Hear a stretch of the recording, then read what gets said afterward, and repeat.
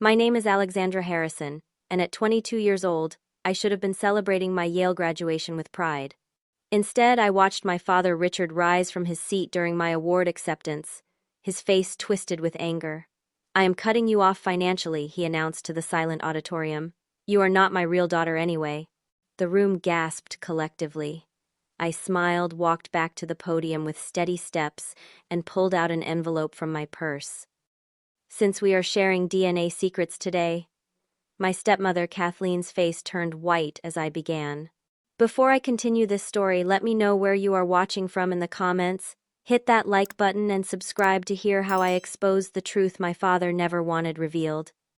I grew up in an affluent suburb of Boston, in a sprawling colonial house with perfectly manicured lawns and a swimming pool that hosted summer parties for my father's business associates. Until I was 8, life felt almost perfect. My mother Elaine was my anchor, a warm, intelligent woman who balanced her career as an art history professor with motherhood. She would spend weekends taking me to museums, teaching me about Renaissance painters while other kids watched cartoons. Those early years gave me a foundation of confidence and curiosity that would later become my lifeline. Everything changed when Mom was diagnosed with aggressive breast cancer. The disease moved quickly, transforming our home from a place of laughter to a sterile, whispered environment of doctor visits and medication schedules. 6 months after diagnosis, she was gone. I remember standing at her funeral in a black dress that itched at the collar, watching my father Richard stare stonily ahead, his hand gripping mine so tightly it hurt. Dad was a successful investment banker, always impeccably dressed, always demanding excellence. Before Mom died, his perfectionism seemed balanced by her warmth. Without her, his exacting standards became the dominant force in our household. My report cards needed to be flawless. My piano recitals required weeks of practice. My appearance had to reflect the Harrison family standards. But no matter how perfectly I performed, something had shifted in how he looked at me, as if I had become a painful reminder of what he had lost. 2 years after Mom died, Richard brought Kathleen home for dinner. She was younger than my mother by nearly a decade, with sleek blonde hair and a carefully cultivated laugh that never quite reached her eyes. 6 months later, they were married, and Kathleen moved into our home with her 14-year-old son, Brandon. "You will be siblings now," my father announced, as if declaring a business merger. Brandon looked as thrilled about this arrangement as I felt. Our new family dynamic revealed itself quickly.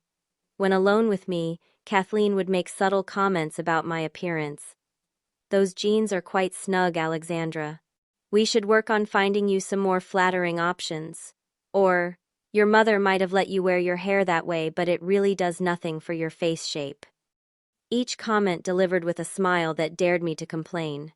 If I mentioned anything to my father, Kathleen would express confusion, insisting she was only trying to help me adjust to having a woman's guidance again. Within a year, my mother's touches began disappearing from our home. Her collection of art books was boxed up because they cluttered the living room. The kitchen was remodeled, eliminating the hand-painted tiles she had installed. Even her garden was redesigned into something more appropriate for entertaining.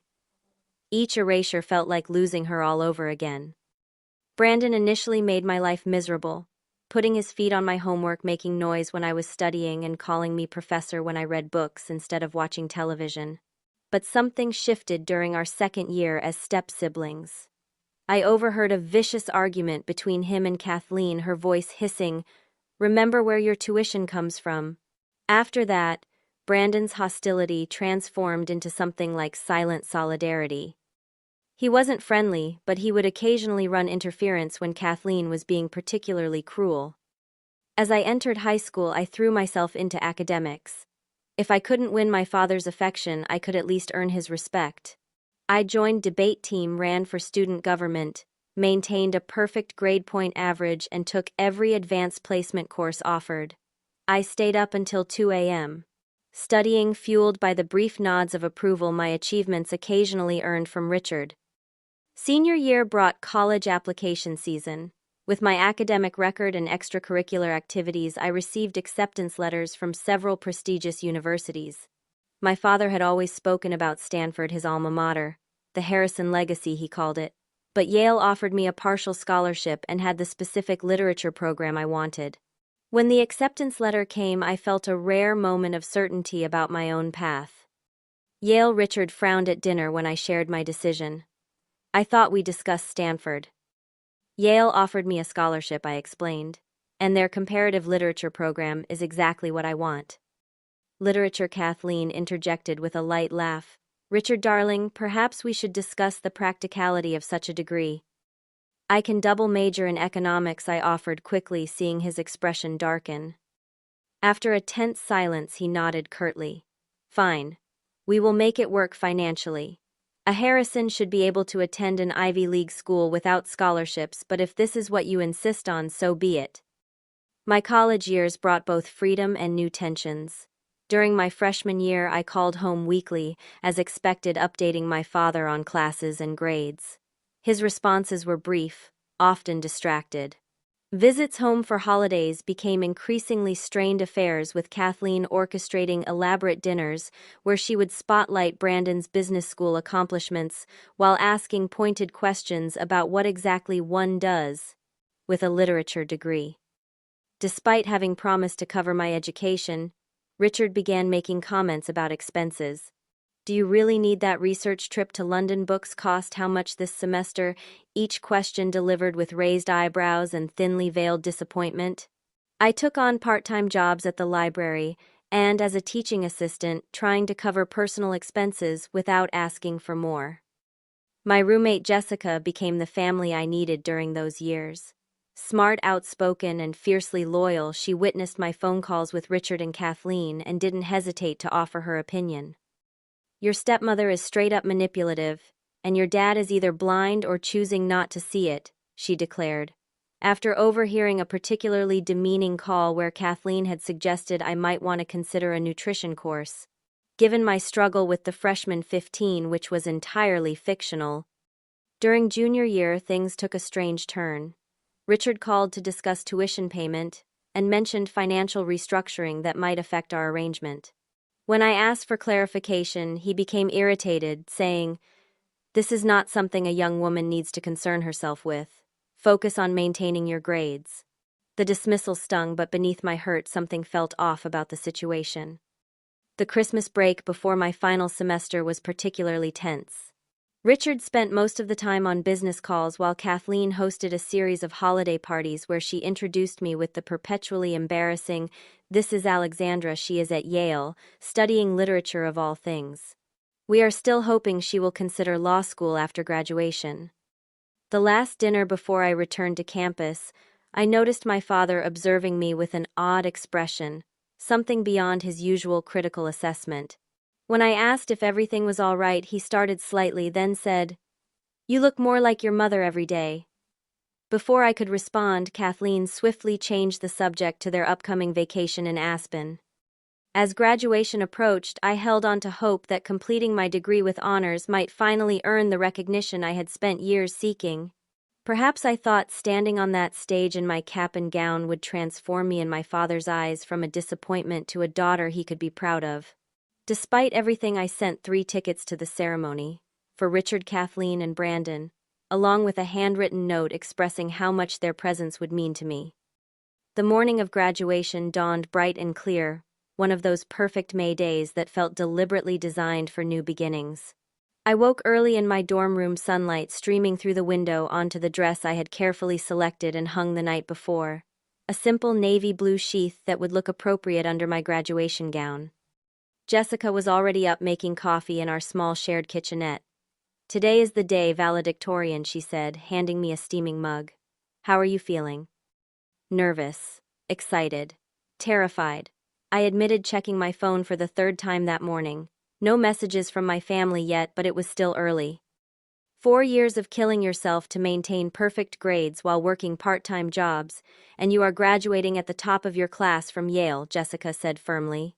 Be proud of that, regardless of what your family says or does today. As I showered and began doing my hair, I reflected on the journey that had brought me here.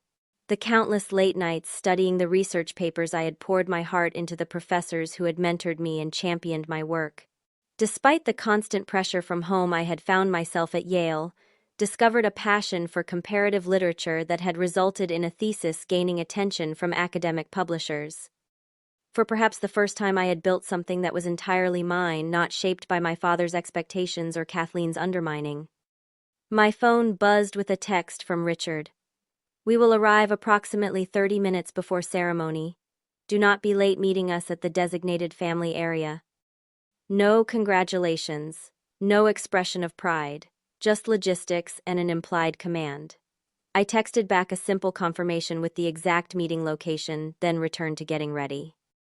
Jessica helped me zip up my dress, then held my graduation gown as I slipped into it. "You look like a total badass intellectual," she announced as I adjusted the honor cords and medallion I had earned. We took several photos together in our regalia, capturing smiles that were genuine for the first time in weeks, as the stress of final exams faded into accomplishment. On our walk across campus, we ran into Professor Diana Martin, my thesis advisor and mentor throughout my time at Yale. She embraced me warmly, her eyes bright with pride. "Alexandra, I was hoping to catch you before the ceremony," she said. "I wanted to tell you personally that the department has selected your thesis for the annual publication award. It is a significant honor." "Thank you," I replied, genuinely moved. "I could not have done it without your guidance." "Nonsense. This was all your brilliance," she insisted. "Your family must be bursting with pride today."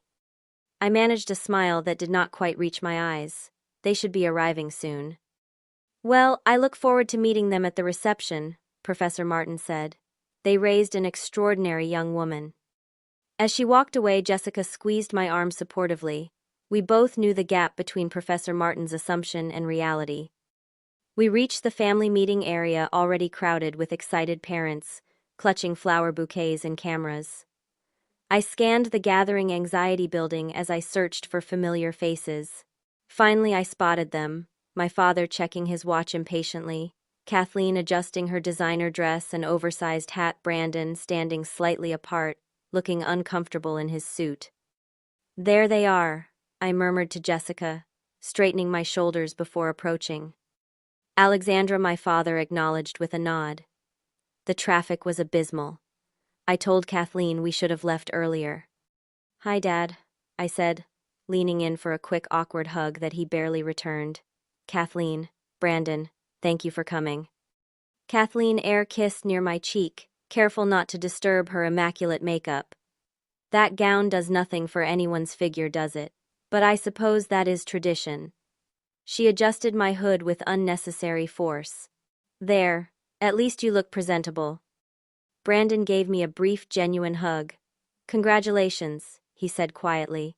Then, lowering his voice further, he added, "Dad has been on his phone all morning with lawyers, something about trusts and accounts." Before I could ask what he meant, a photographer approached offering to take family photos. What followed was an uncomfortable session of forced smiles and stiff poses, my father checking his phone between shots, Kathleen positioning herself prominently, me trying to look like this was the joyous family occasion it was supposed to be. Around us, other families laughed together, parents beaming with undisguised pride, siblings teasing graduates about their regalia. The contrast was painful. I introduced my family to Jessica's parents, who had brought her younger brother and grandparents to celebrate. Their warmth and excitement only highlighted the coldness of my own family's response. "We should find our seats," Richard announced abruptly, cutting short the conversation with Jessica's family. "Alexandra needs to join the procession." As I turned to line up with my fellow graduates, Brandon caught my arm. "Alexandra, wait." He glanced toward our parents, who were already walking away. "Dad is in a weird mood. Be prepared." I overheard him and Mom arguing about some financial decisions, and your name came up. "What do you mean?" I asked, but the line was moving forward. "Just be prepared," he repeated, then hurried after Richard and Kathleen. The processional began, pomp and circumstance playing as we filed into the ceremony venue.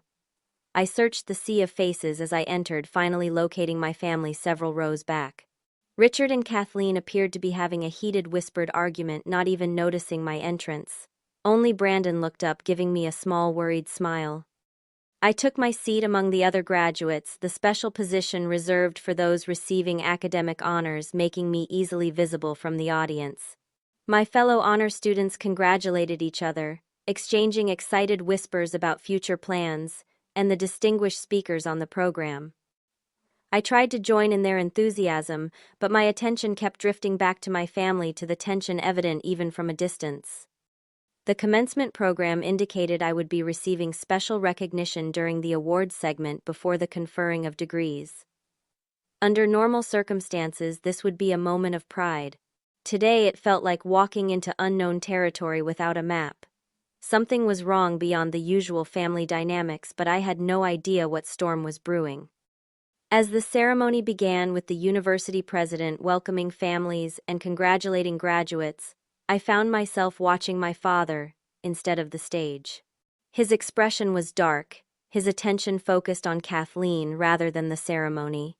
She appeared to be placating him, her hand on his arm, her expression, a practiced mask of calm, that did nothing to hide the satisfaction in her eyes. I had seen that look before, when she had convinced my father to sell my mother's piano because it took up too much space, when she had persuaded him that my study abroad proposal was extravagant and unnecessary. It was the look of someone who had won a private victory at someone else's expense. My stomach tightened with apprehension. And now Dean Lawrence announced, his voice carrying across the hushed auditorium. We come to a special portion of our ceremony where we recognize extraordinary academic achievement. I straightened in my seat, smoothing my gown. Despite my anxiety about my family's strange behavior, part of me still hoped this moment might change something, that seeing me recognized publicly might finally make my father proud. The Faculty Prize for Outstanding Achievement in Comparative Literature goes to a student whose work has already been accepted for publication in 2 academic journals. Her thesis on cross-cultural literary influences has been described by the department as groundbreaking and worthy of a doctoral candidate. Please join me in congratulating Alexandra Harrison. Applause erupted as I rose from my seat and made my way to the stage. I climbed the steps, carefully crossing to where Dean Lawrence stood with my award, a medal, and an engraved certificate. As he placed the medal around my neck, I caught sight of my father in the audience. Rather than applauding, he was staring at me with an expression I could not quite interpret, something between anger and calculation. I smiled for the official photograph with the dean, then moved to the podium for the brief acceptance speech I had prepared. I want to express my gratitude to the Comparative Literature Department. I began, particularly Professor Diana Martin, whose mentorship has been invaluable. I also want to thank my friends who supported me throughout this journey. This has gone on long enough. The voice cut through the auditorium like a thunderclap. My father had risen to his feet, his face flushed with anger. The audience fell silent, hundreds of faces turning toward the disruption. My words died in my throat as I gripped the edges of the podium. Richard, Kathleen hissed, tugging at his sleeve, though her expression suggested she was not entirely surprised by this outburst. No, he said, shaking off her hand. I have been financing a lie for far too long. Dean Lawrence stepped forward. Sir, perhaps we could discuss any concerns after the ceremony. My father ignored him, his attention fixed solely on me. Alexandra, I am publicly withdrawing all financial support effective immediately. Your trust fund, your apartment allowance, everything. It is time you knew the truth that your mother and I kept from you. The audience was completely silent now, the collective intake of breath creating a vacuum in the massive space. I stood frozen at the podium, the certificate in my hands, suddenly weightless and meaningless. You are not my real daughter anyway, Richard announced, his voice echoing in the stunned silence. Your mother had an affair. I have known since you were a child. I tried to raise you as my own out of respect for Elaine, but I am done pretending. The DNA test confirmed it years ago. You are not a Harrison. Gasps and murmurs rippled through the ceremony hall. I could see Jessica half standing in outrage, her parents restraining her. Professor Martin's face was a mask of shock and indignation. Brandon had gone pale, his body rigid with what looked like mortified disbelief. In that moment, fragments of memory flashed through my mind, My father's increasing emotional distance after my mother died, his reluctance to display my childhood photos, his odd comment at Christmas about how much I resembled my mother. A cruel picture was forming, but something about it felt fundamentally wrong. Kathleen was watching me with barely concealed triumph, her hand on Richard's arm appearing supportive while her eyes gleamed with satisfaction. This was her victory, the final severing of my connection to the Harrison family, the complete erasure of my mother's legacy. Time seemed to slow as I stood on that stage, the weight of public humiliation pressing down on me.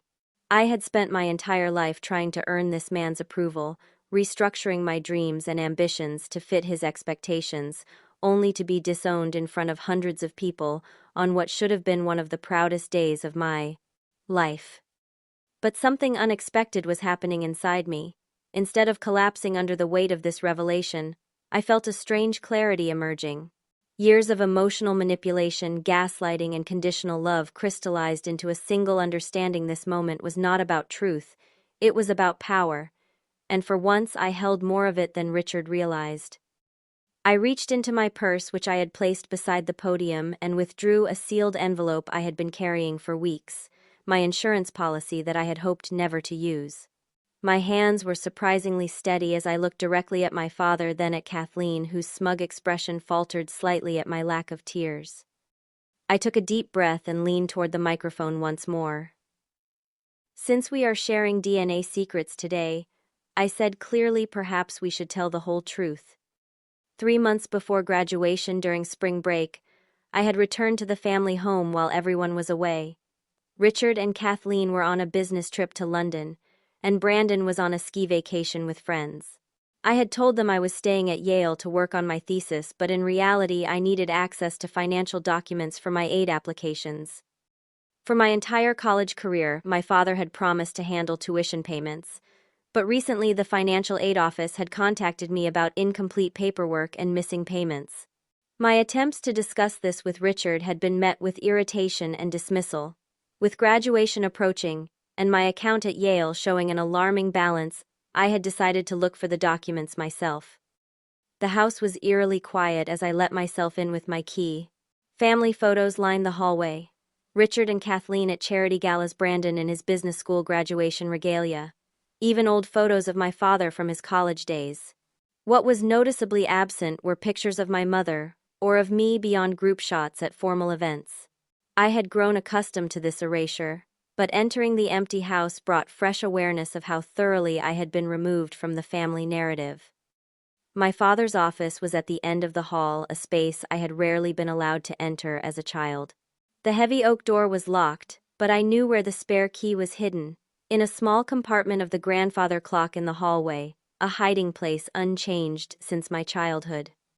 Inside the office, dark wood paneling and leather furniture created an atmosphere of old-world authority. I went directly to the filing cabinet where my father kept important documents. The financial aid forms would be in the education section, logically filed with Brandon's college records. What I found instead were folders of strange receipts, payments to an address in Chicago, transfers to accounts I did not recognize, and medical bills for people named Trevor and Lucy. More curious than alarmed at first, I continued searching, eventually opening my father's desk drawers when the filing cabinet yielded nothing about my tuition. In the bottom drawer beneath a false panel, I discovered by accident, I found a collection of letters and photographs that made my blood run cold. The letters were addressed to my dearest Richard and signed by someone named Margaret. They referenced our children and our life together. The photos showed my father with a woman I had never seen and 2 teenagers who bore a striking resemblance to him, the same eyes, the same distinctive Harrison jawline. My hands trembling, I continued reading through the correspondence pieces, falling into place with sickening clarity. Richard had been maintaining a second family in Chicago for at least 15 years, since before my mother's death. Financial records showed regular payments for private school tuition, a mortgage, and vacations. I even found evidence of recent college tuition payments to Northwestern University, while my own tuition at Yale had apparently gone unpaid. I was still processing this discovery when I heard the front door open. Quickly returning everything to its place, I slipped out of the office through the connecting door to the library, emerging into the hallway just as Brandon came in, his ski trip apparently cut short. His surprise at seeing me quickly turned to suspicion. "What are you doing here? Dad said you were staying at school." "I needed some books, I left." I lied, gesturing vaguely toward the library. "What happened to skiing?" Brandon studied my face. "Food poisoning hit half the group," he said after a moment. "Alexandra, were you in Dad's office?" The directness of his question, combined with the shock of what I had just discovered, broke through my composure. "Do you know about Margaret?" I asked bluntly. "And Trevor and Lucy?" His face went pale. "You found out about Chicago. You knew." The betrayal felt like a physical blow. "You knew he has another family while he has been making me work part-time jobs to cover my expenses." Brandon ran a hand through his hair, looking suddenly exhausted. "I found out 2 years ago. Mom knows too. That is why she has been, well, the way she is with you. She found out about Margaret right after they got married, but instead of divorcing him, she used it as leverage. Dad pays her ridiculous alimony in advance, essentially, and she keeps quiet about his double life." "But why would she hate me? I am not part of that arrangement."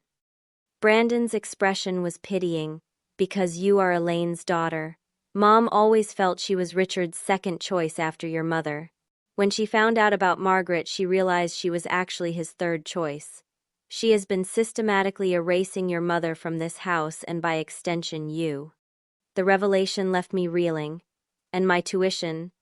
The financial aid office says payments have been missing. Dad has been moving money around. The market has been bad, and supporting 3 households is expensive even for him. Mom insisted her lifestyle cannot be compromised, and he would never shortchange his real kids in Chicago, so Yale stopped getting paid," I finished flatly. The next day I made an appointment with Harold Winters, our family lawyer. I had met him a few times at family events, and remembered him speaking fondly of my mother.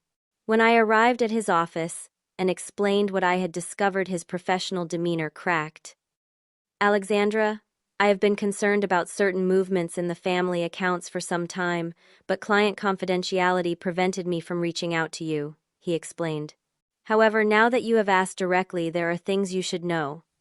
Harold revealed that my maternal grandmother, Eleanor, had established a trust fund for my education before her death. This fund had been under Richard's control as trustee, but was legally designated solely for my educational expenses. According to Harold's records, Richard had been systematically diverting money from this trust to other accounts for years, a clear breach of fiduciary duty and potentially illegal. Furthermore, Harold continued, "Your mother left a separate trust that becomes available to you at 25 or upon completion of your undergraduate degree, whichever comes first. Richard has no control over this trust, though I believe he has concealed its existence from you." Over the following weeks I worked with Harold to gather official documentation of everything: the misappropriated trust funds, the evidence of Richard's second family, and Kathleen's knowledge and apparent blackmail. I compiled it all into a comprehensive file, making copies that Harold kept secure in his office. "I hope you never need to use this," Harold told me, as he handed me an envelope containing key documents. "But if Richard attempts to cut you off financially before your graduation, this will protect you legally." I carried that envelope with me everywhere as graduation approached, a physical reminder that I was no longer powerless in the face of my father's manipulation. I had never intended to expose his secrets publicly. Despite everything, some part of me still hoped for reconciliation, for acknowledgement of my achievements, for the fatherly pride I had sought my entire life. Jessica was the only person I told about my discoveries. Her advice was characteristically direct: "Keep that evidence close, Alexandra. People who have been getting away with lies for that long can become dangerous when cornered."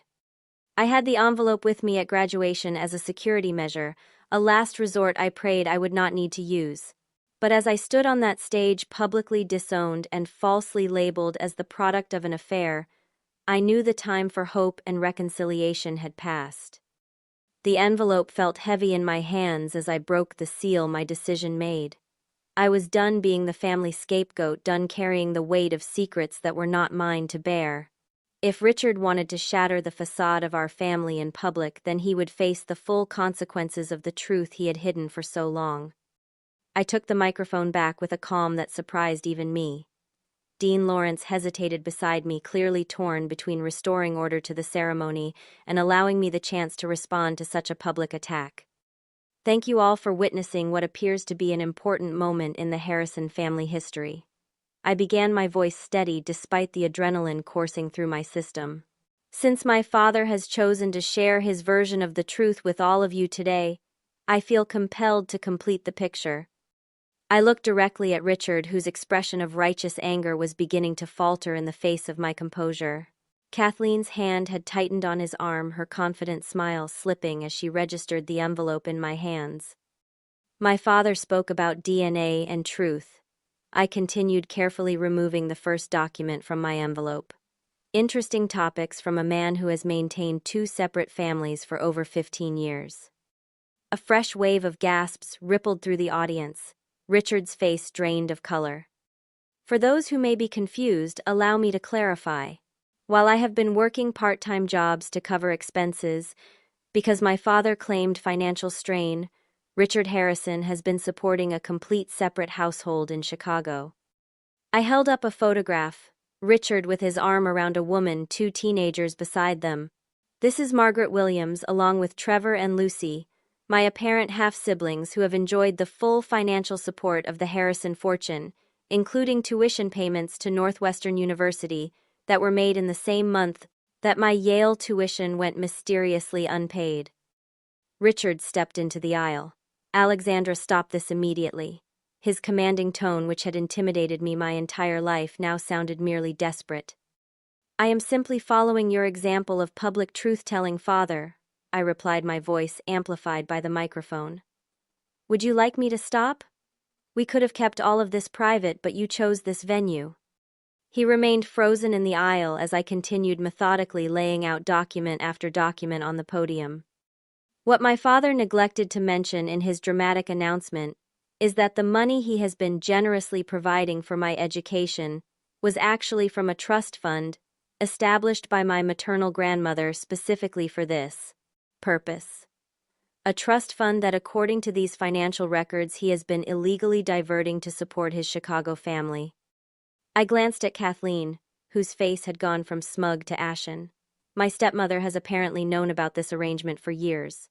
Rather than divorcing my father upon discovering his infidelity, she established her own arrangement, silence, in exchange for a very generous lifestyle, all while systematically erasing every trace of my mother from our home and attempting to drive me out as well. Kathleen sank back into her seat, her expression one of naked panic as whispers spread through the rows around her. 3 weeks ago, I met with family lawyer Harold Winters.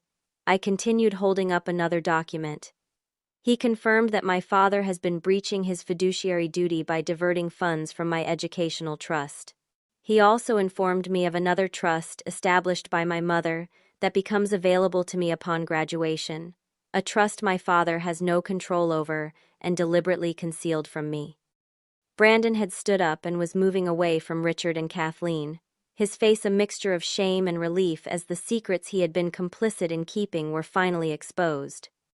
As for the claim that I am not Richard's biological daughter, I said, reaching for the final document in my envelope, Harold provided me with a copy of my birth certificate and my parents' medical records. My mother underwent fertility treatments at Massachusetts General Hospital. I was conceived through in vitro fertilization using my father's sperm and my mother's egg. There was no affair. There was no other man. That was simply one more lie designed to sever me from my inheritance and my identity. The audience had gone from shocked silence to a low rumble of conversation and exclamations. Several people had begun to applaud, including Professor Martin and Jessica's entire family. Security personnel were moving toward Richard, who looked as though he might rush the stage.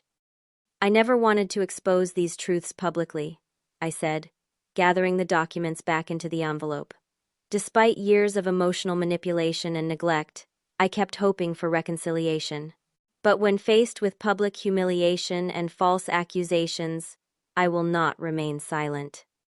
I turned to Dean Lawrence, who was watching with an expression of profound sympathy. I apologize for the disruption to the ceremony, sir. I am providing you with copies of these financial records as they pertain to the unpaid tuition balance my father created by diverting my trust funds. The university will find, I believe, that this constitutes fraud. Then I addressed the audience one final time. To my real family, the friends, professors, and mentors who have supported me through my time at Yale, thank you. You have shown me what genuine care and respect look like. I graduate today not as a Harrison by name perhaps, but fully as my mother's daughter in spirit and determination. I handed the envelope to Dean Lawrence and walked off the stage to a spontaneous standing ovation from my fellow graduates. Jessica broke away from her section and met me at the bottom of the steps, wrapping me in a fierce hug as I finally allowed myself to tremble with the aftermath of adrenaline. Across the auditorium, Richard and Kathleen were attempting to leave, but their exit was impeded by both the crowd's reaction and security personnel who had been instructed to escort them from the venue. Brandon remained in his seat, his head in his hands, the weight of complicity and revelation visible in his posture. As Jessica guided me back to my seat, supported by her parents who had made their way to the aisle, I felt a strange lightness despite the chaos around me. For the first time in my life, I had spoken my truth without fear of consequences. The carefully constructed facade of the Harrison family had shattered, but from those fragments I was finally free to construct an identity of my own. The remainder of the graduation ceremony proceeded in a blur. Dean Lawrence made a brief diplomatic statement about family matters being best resolved privately before continuing with the conferral of degrees. When my name was called to receive my diploma, the applause was noticeably louder than for other graduates. I accepted the leather-bound certificate with hands that had finally stopped shaking, managing a genuine smile for the official photographer. As the ceremony concluded and graduates dispersed to find their families, Jessica's parents immediately enveloped me in a group hug. "You are coming home with us tonight," Mrs. Miller stated firmly. "No arguments." Richard and Kathleen were escorted off campus. Jessica informed me, her phone in hand. "Brandon texted me asking where you will be. He wants to talk." "I do not know if I am ready for that," I admitted. "You do not have to decide now," Mr. Miller said kindly. "Let us get through today first." Professor Martin found me in the crowd, her expression a mixture of outrage and concern. "Alexandra, what happened today was unconscionable. The department is behind you completely. We have already scheduled an emergency meeting with financial aid to address your tuition situation." "Thank you," I said, genuinely moved by the swift support. "Also," she added more quietly, "3 members of the Board of Trustees witnessed your father's behavior and your response. One of them is a family court judge who has expressed particular interest in the misappropriation of your trust funds. This will not simply disappear." We made our way across campus toward the dorms, planning to collect my belongings. As we approached my residence hall, I stopped short at the sight before me.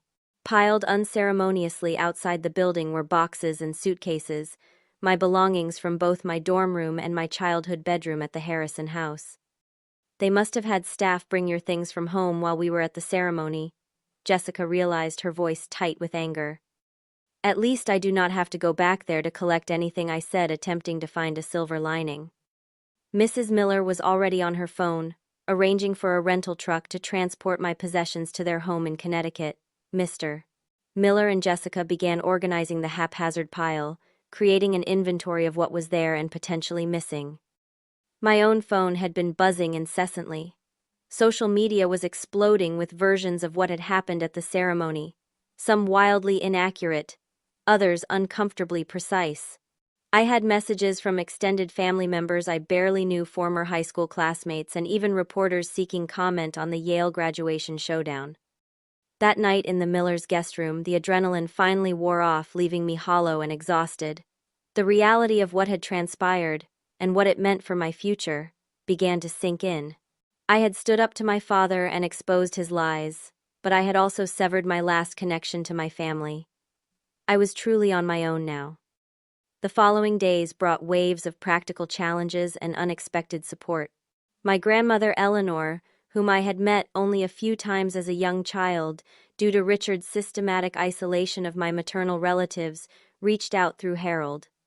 Your grandmother was deeply disturbed to learn of Richard's actions, Harold explained during our meeting. She wants you to know that the trust your mother established is substantial, enough to cover any outstanding tuition and provide you with a modest income while you establish your career. Eleanor would also like to reconnect if you are open to that. Richard's response to the public exposure came in the form of legal threats. Cease and desist letters arrived, claiming defamation and demanding public retraction of my false statements. Harold countered with the evidence we had gathered along with the birth certificate, disproving Richard's claim about my parentage. The threats quickly shifted to settlement, offers attempting to buy my silence. He is desperate to prevent this from reaching court, Harold explained. Several of his business partners were in attendance at graduation. There is already talk of an internal investigation into his financial practices. Kathleen took a different approach, reaching out to mutual acquaintances to spin a narrative about my mental instability and misunderstanding of complex family matters. When that gained little traction, she filed for divorce, attempting to secure her financial position before Richard's professional life imploded completely. Finding housing became my first immediate challenge.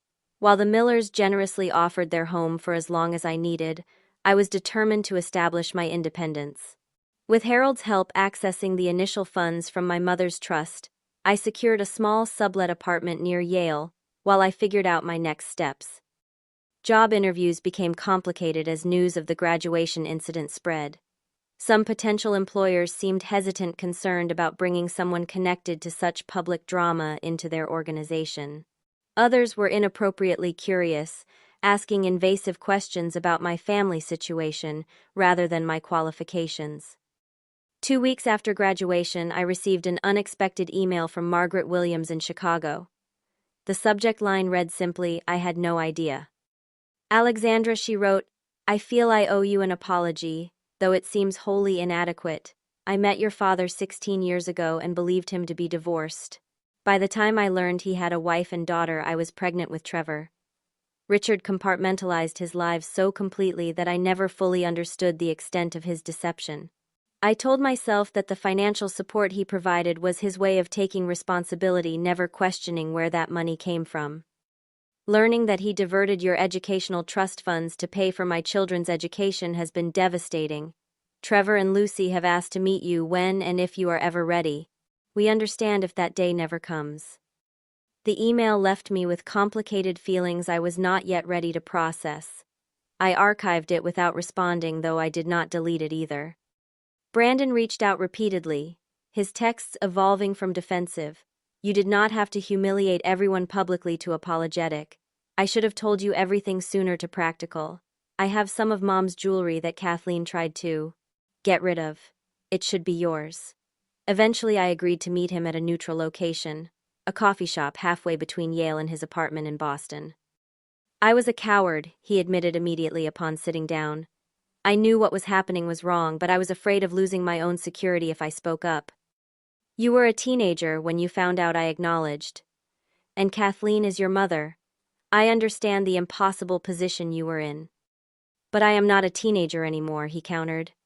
"I had opportunities to warn you, especially when I knew Dad was planning something for graduation. Instead, I gave you a vague heads-up minutes before everything exploded." He slid a small jewelry box across the table. "These were your mother's. Dad gave them to my mom when they got married, but she never wore them. Said they were not her style, but really I think she just wanted to keep them from you. I took them from her safe last week." Inside was a delicate sapphire pendant and matching earrings that I vaguely remembered my mother wearing on special occasions. The sight of them brought an unexpected wave of grief, not just for her loss but for all the years I had been denied her memory. While I navigated these personal earthquakes, the professional aftershocks continued. Richard's financial manipulations had extended beyond my trust fund, triggering investigations into his business practices. Former clients began contacting me, seeking information about their investments. I directed them all to the appropriate authorities, refusing to become entangled in that aspect of his downfall. 1 month after graduation, I received an offer for a position with a publishing house in New York. a junior editor role that aligned perfectly with my literary background. The hiring manager, it turned out, had been in the audience at graduation. "I was impressed by your composure under extraordinary circumstances," she told me during the final interview. "That kind of grace under pressure is rare and valuable in this industry." For the first time since that fateful day, I felt a glimmer of hope that perhaps the public nature of my family's implosion might not define my future after all.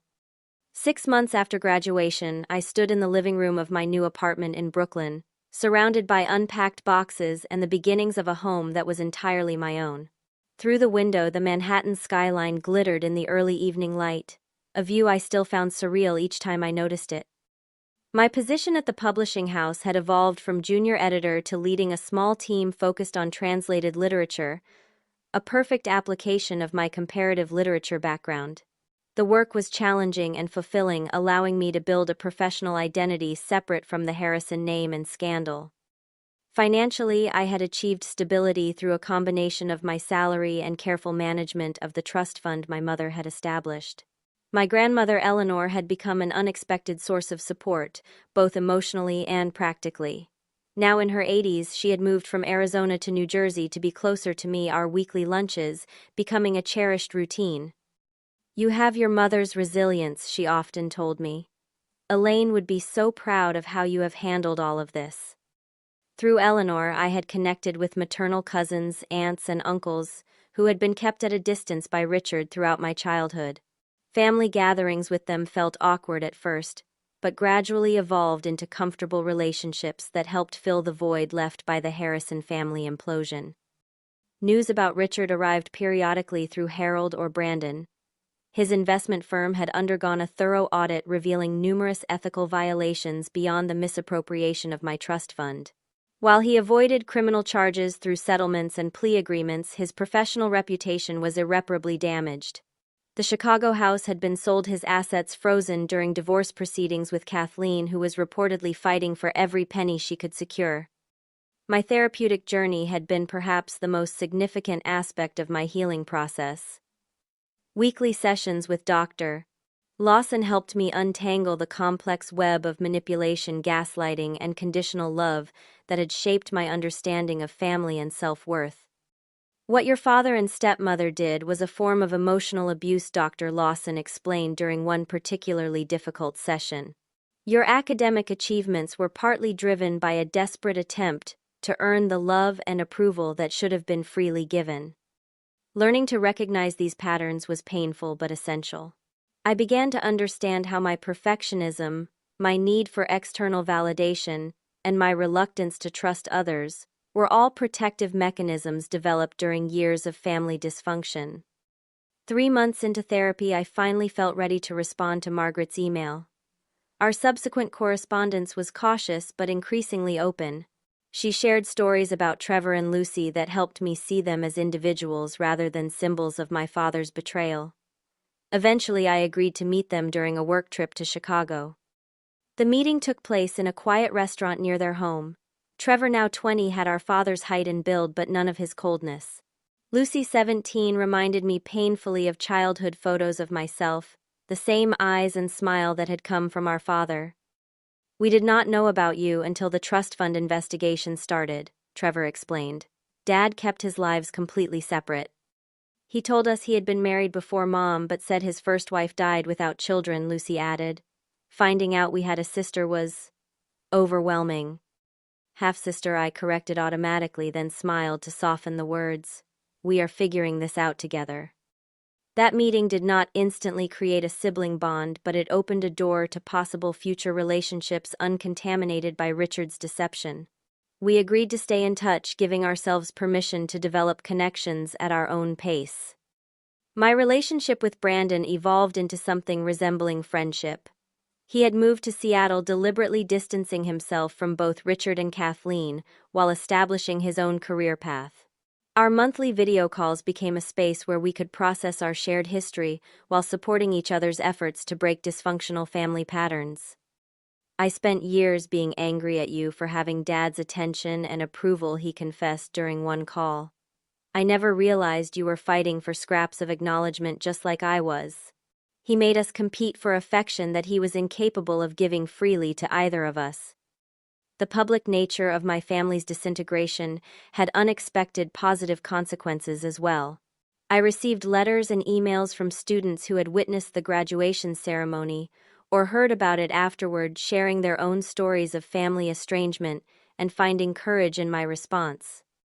Watching you stand up for yourself with such dignity showed me it is possible to break free from toxic family dynamics without breaking yourself in the process, one letter read. The writer had subsequently left an abusive home situation and was rebuilding her life. These connections reminded me that our most painful experiences, when shared thoughtfully, could become lifelines for others facing similar struggles. As the one-year anniversary of graduation approached, I found myself reflecting on everything that had changed. The person I had been, desperate for Richard's approval, walking on eggshells around Kathleen, measuring my worth through academic achievements, felt like a stranger now. In her place stood someone stronger, someone who understood that family could be chosen rather than merely inherited, someone who recognized that the truth, however painful, was preferable to the most comfortable lie. Someone who knew her own voice and was not afraid to use it. I still had difficult days. Holidays brought complicated emotions. Certain songs or scents could trigger memories of my mother, of the home we had before everything changed. But these moments no longer derailed me completely. I had built a foundation of self-knowledge and genuine relationships that sustained me through the hard times. Perhaps the most important lesson I had learned was that healing is not a destination but a continuing journey. There was no magical moment when the past ceased to matter or the wounds completely disappeared. Instead, there was the daily choice to move forward with authenticity, to honor my experiences without being defined by them, to build a life based on truth rather than appearances. As I look back on that graduation day now, I no longer see only the public humiliation or family secrets exposed.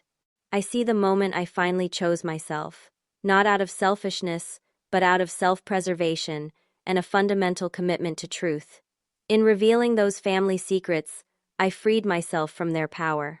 In losing the family I thought I needed, I created space for the connections I truly deserved. Have you ever had to choose between keeping a painful secret and standing up for your truth? Share your experience in the comments below. Sometimes the hardest conversations lead to the most meaningful growth.